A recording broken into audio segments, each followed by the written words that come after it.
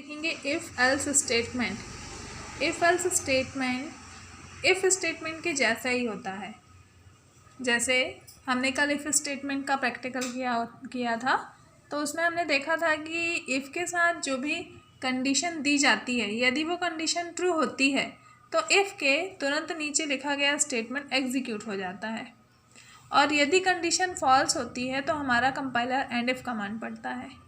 बिल्कुल वैसे ही if else statement में यदि हमें प्रोग्राम में कंडीशन के ट्रू होने पर कोई वर्क करवाना होता है और कंडीशन के फॉल्स होने पर कोई अन्य वर्क करवाना होता है या अन्य स्टेटमेंट ब्लॉक को एग्जीक्यूट कराना होता है, तब हम यहाँ पर इफ़ एल्स स्टेटमेंट का यूज़ करते हैं।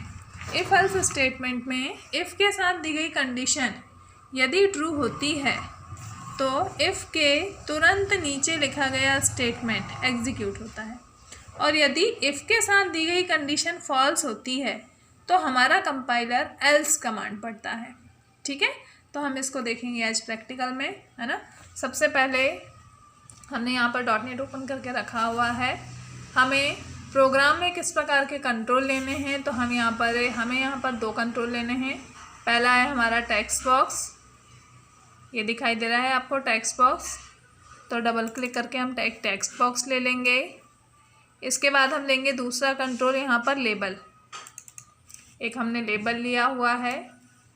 अब आपको कोडिंग किसके ऊपर करनी है, टेक्स्ट बॉक्स 1 पर, क्योंकि जैसे ही टेक्स्ट बॉक्स 1 का टेक्स्ट चेंज होगा हमारा इवेंट एग्जीक्यूट होगा। तो हम टेक्स्ट बॉक्स 1 पे डबल क्लिक करते हैं तो आपको दिखाई देगा पब्लिक क्लास फॉर्म 1 प्राइवेट सब टेक्स्ट बॉक्स 1 का टेक्स्ट चेंज।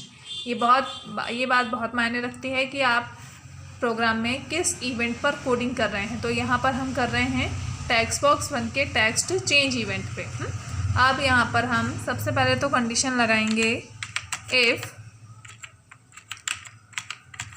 टेक्स्ट बॉक्स 1 का text greater than equal 18, then label 1 का टेक्स्ट लेबल 1 का टेक्स्ट, मैसेज को हम इन्वर्टेड कॉमा में लिखेंगे तो मैसेज आ जाएगा यस या फिर यू कैन वोट। हम डायरेक्ट लिखते हैं यू कैन वोट।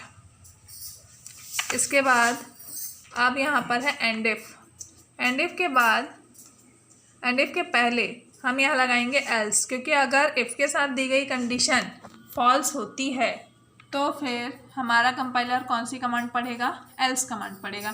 तो एंड इफ के जस्ट पहले हम यहाँ पर क्या लगाएंगे, एल्स।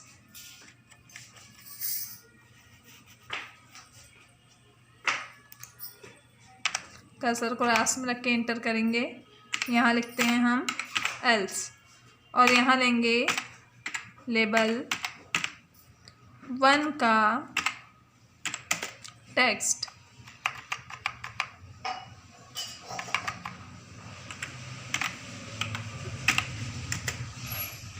लेबल 1 का टेक्स्ट इक्वल इन्वर्टेड कॉमा के अंदर मैसेज देंगे यू कैन नॉट वोट।